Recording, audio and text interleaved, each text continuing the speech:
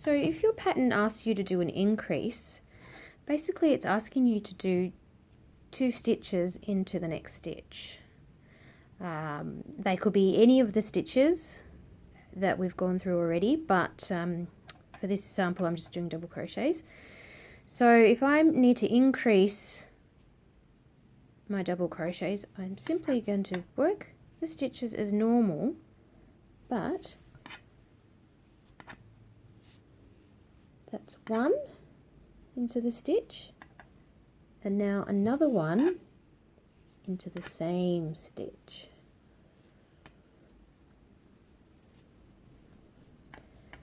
So we can see we've got the 2 stitches coming out of the one stitch,